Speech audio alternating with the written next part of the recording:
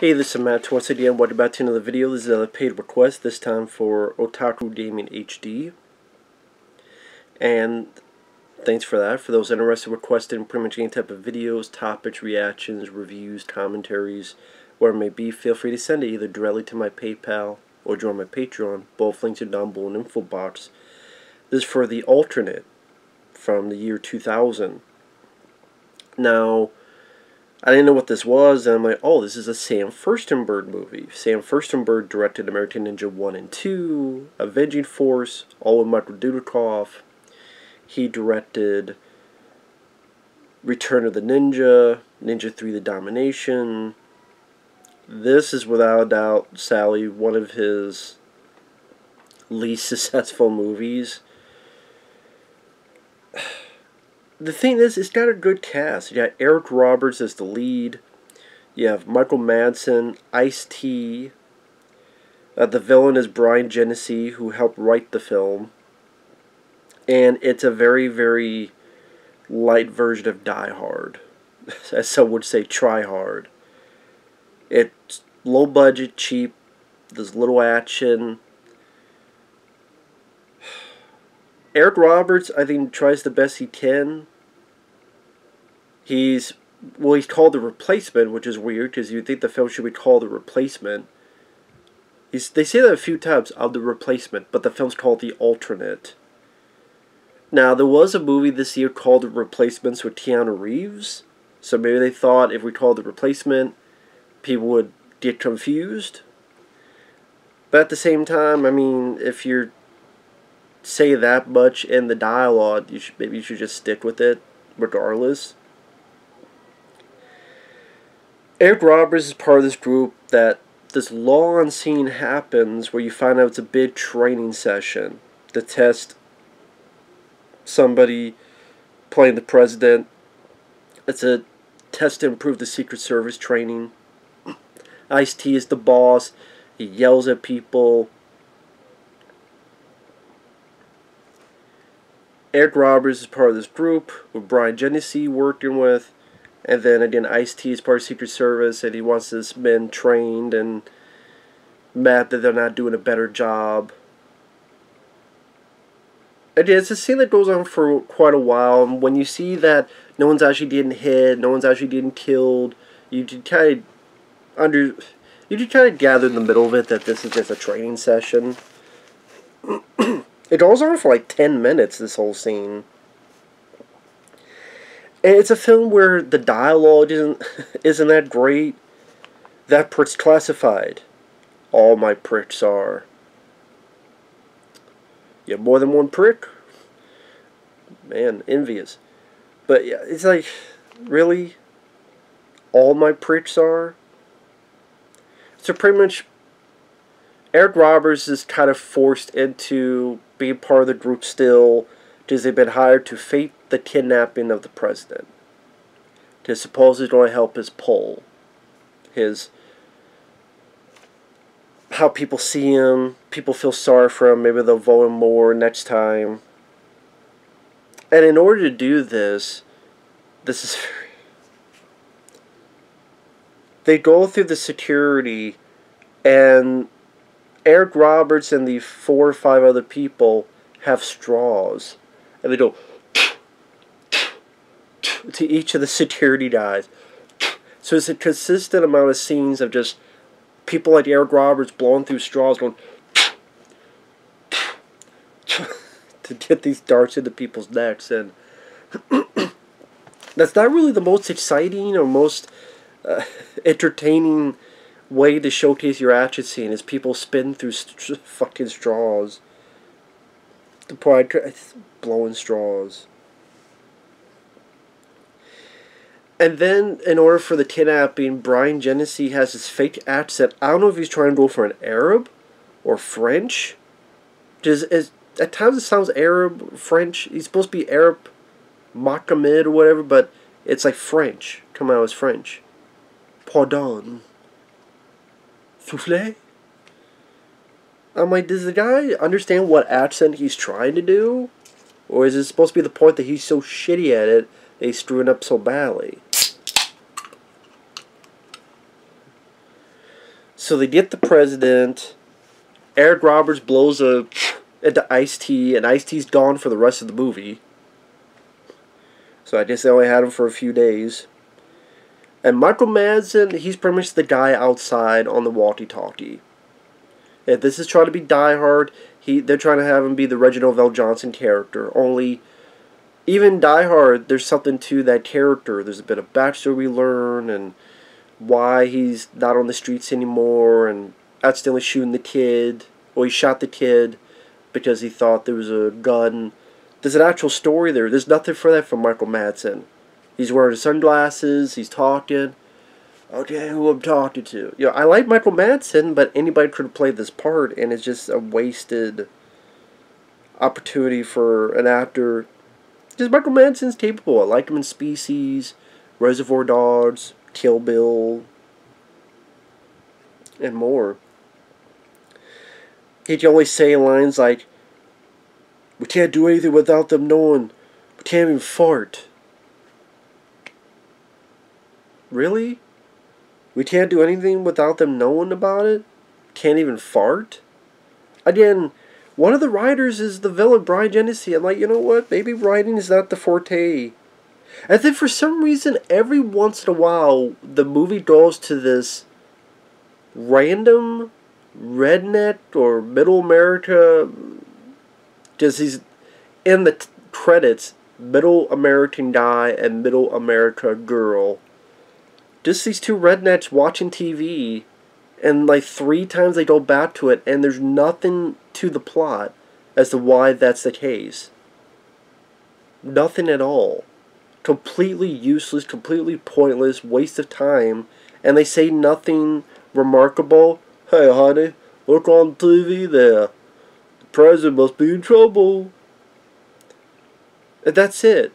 And you think, okay, is this someone that someone's going to call or contact, or this guy maybe knows Eric Roberts' character? No.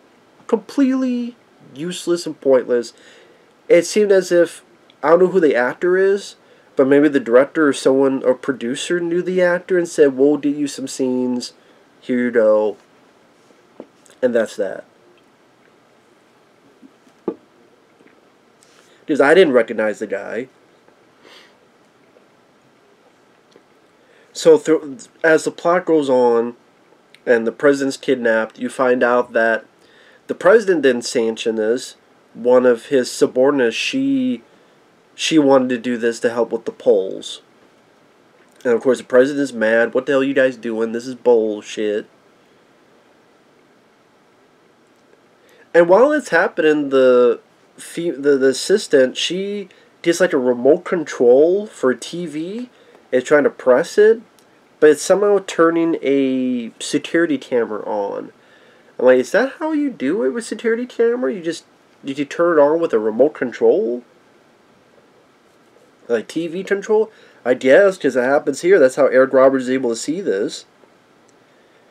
And then we have like, I don't know, 50 minutes left of the movie. And Bryan Genesse is like, you know what?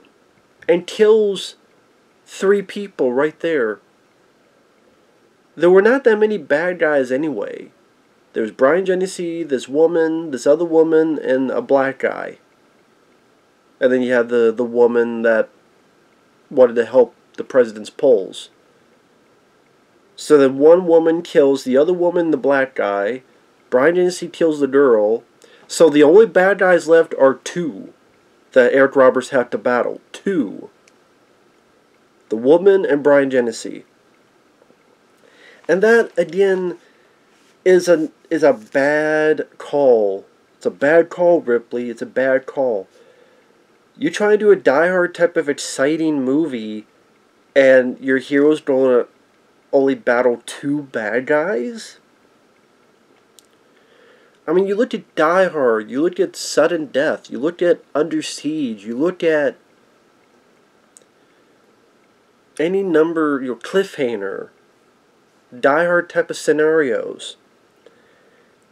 The journey is the hero going through And step by step, here's a bad guy here, here's a bad guy there, this different venue, this different situation, this different floor, this different location, or this different part of the general location, where the bad guys or the terrorists or the robbers dwindle down in numbers. The numbers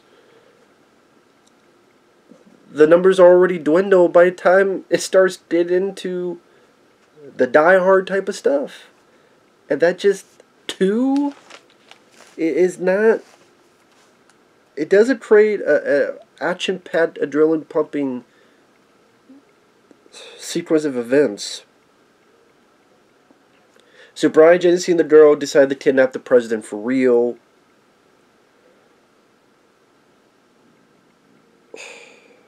And the action scenes, I mean, Sam Firstenberg knows how to do this. And my stomach apparently is against this too, because it growled in frustration. I know. Because you look at Revenge of the Ninja. Did I say Return of the Ninja? I meant Revenge of the Ninja. See, my brain is already defeated. If I said Return of the Ninja, I apologize. I think I was thinking Return of the Dragon, which he didn't do. Revenge of the Ninja is the film he directed, which I love. You love it so much you remember the title. I know. I can't help it. You watch a shitty movie like this, brain cells get depleted. And it is rather shitty. I mean, it's weird. Like, there was another film of Sam Firstenberg's I reviewed called Riverbend. And it's going to sound strange. I would rather watch this in Riverbend because this is more of an action, my cup of tea. But this is technically worse than Riverbend because of the attributes. It's like how you can... Sometimes you rather watch a more of a train wreck movie than a passable movie because the train wreck is worse but more interesting. I know it doesn't make sense. Sometimes just how it goes. This one, there is action, but it's poorly done. Like, there's this firefight between Eric Roberts and the two villains. He gets with the president. He has to leave, so he shoots through the glass. But then while the glass is broken... It's clearly broken. Eric Roberts is still shooting through it. Why he's still shooting through the glass when the glass is gone?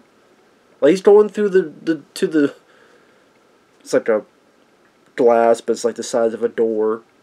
It's gone. And he's still going... Like, what are you shooting at? Are you shooting at the camera? You trying to shoot at me? Trying to shoot the audience so they don't watch anymore?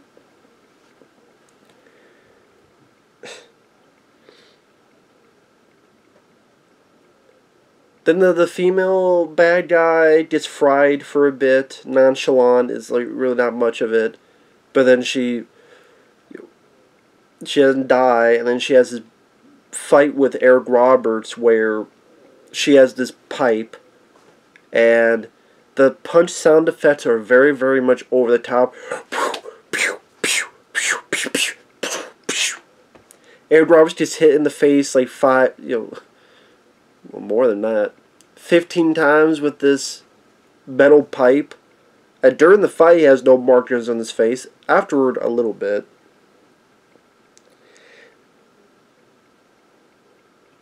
And then, even then, he doesn't really win the fight. He's getting the shit kicked out of him. He has a couple punches. Then the bad guy comes in. Eric Roberts uses her body as a shield, and Bryan Genesse shoots her. And then Bryan is like, no. That's just what he said. It was laughable, and then he leaves. I'm like, wow, so it's Eric versus Bryan, and there's like 36 minutes left of the fucking movie.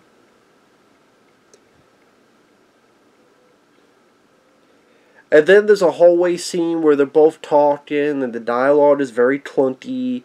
And then for some reason the bad guy has a flamethrower. But it's a flamethrower that doesn't do a whole lot because it barely shoots out flames.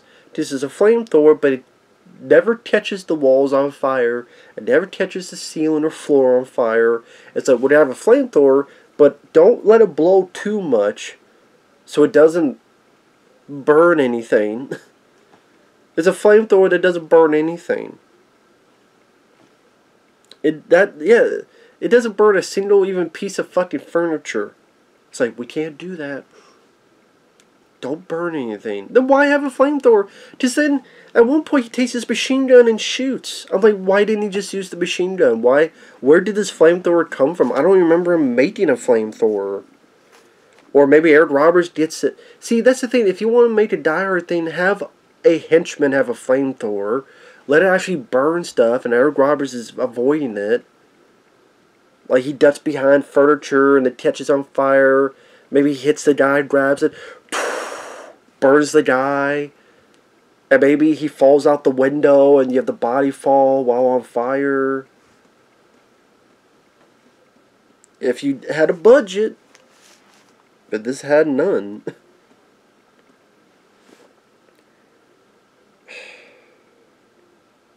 And then, speaking of Die Hard, there's even a point where he gets Eric Roberts gets a fire hose, and then goes down an elevator shaft. So it's like, let's combine two scenes in one. The fire hose scene when he goes off the roof, but also combine the elevator when John McClane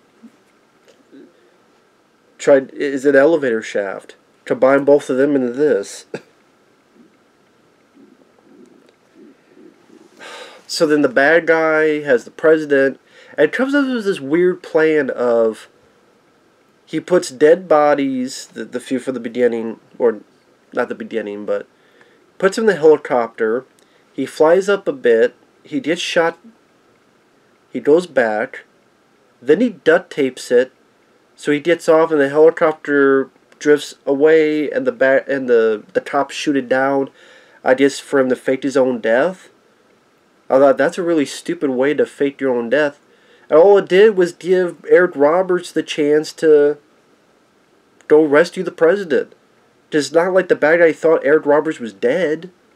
It's just like, you're leaving this guy alone so you can do all this stuff, and Eric Roberts should just come in and rescue the president. And it's just this back and forth. There's a bit of swimming pool where Eric Roberts swings like Tarzan across the swimming pool to shoot at the bad guy. It leads to the rooftop, a very overlong fight. And Eric Roberts, I mean, I don't know if he learned a lot from Best of the Best. And the thing is, I liked Eric Roberts as an actor. And that's why, despite its flaws, I was able to keep going watching the film because I like Eric Roberts. I quite do. He's great in this film called The Ambulance, directed by Larry Cohen. You know, The Expendables, he's the villain in that. You know, I see him and he's capable actor, even in a film like this. And it helps when you like the main actor and he's trying to do the best he can with what he's been given. So no, I don't think Eric Roberts is bad. It's just, you're given a bad script. What can you do? Can you turn chicken shit into chicken salad? You can try. I mean, Bryan Genesse maybe shows that being a writer is not his forte. Sam Firstenberg, he must have been really hampered by the budget. I don't know, Fabio and Michael CP interviewed Sam Firstenberg. I don't know if they ever talked to him about this movie. They probably didn't have enough time to talk about the good movies, like Revenge of the Ninja, and American Ninja, and Avenging Force, but I would love to hear his thoughts on this, Sam Firstenberg, his thoughts on this movie. Was it just, it was a payday? It was New Image that released this. New Image, I think, were some of the guys that came from Canon Films. And then they started doing their own company, New Image. Not Golden or Globus, but some of the people underneath. And there's been some decent New Image stuff. This one, again, it's hampered very badly by lack of budget. So, yeah, I don't know what else to say. The alternate, I mean, kills the bad guy, super spoilers, comes out with the president, there's some money, takes the money. What do I call you? You could call me the replacement. Yeah, it's not called the replacement, it's called the alternate, but whatever. Again, maybe if it was called the replacement, oh, he said the title of the movie, but no, it's like, what do you mean? You're not the replacement, you're the alternate. Or some places call it the Angel of Death, which that title makes even less sense for this story. Like I said, Ice-T never comes back to the play. Michael Madsen didn't really have anything to do other than shout and was on a walkie-talkie. There's nothing to his character. Probably did his scenes, I don't know, 1 or 2 days. Lack of bad guys. Not much action. Fairly cheap. And trying to extend its running time well past its expiration date. And I mean, Sam Firstenberg has done better, and Eric Roberts has done better. Apparently, my stomach just had enough of this movie. Just my stomach keeps moaning and groaning. I keep talking about this film. I know. So, I know my stomach is angry that I'm talking about this movie. So I'll feed it. It'll be your reward for sticking. Yes, I know. Shut up. My stomach is literally trying to have a conversation with me. It's like a monster. Stop talking about this movie! It's not that bad. It's not like the worst action film ever. It wouldn't be my top 100 worst films. It wouldn't be my top 50 worst action films. There's action films way worse. It's just very pedestrian, very generic, low budget. And again, the only positive is seeing the familiar faces. And I like Ice-T. I like Michael Madsen. Eric Roberts' lead, he helps, but if you see this a week later, you're not going to remember it. Not one damn bit, so it is what it is. So with that, take care. We'll see you guys later. Bye-bye.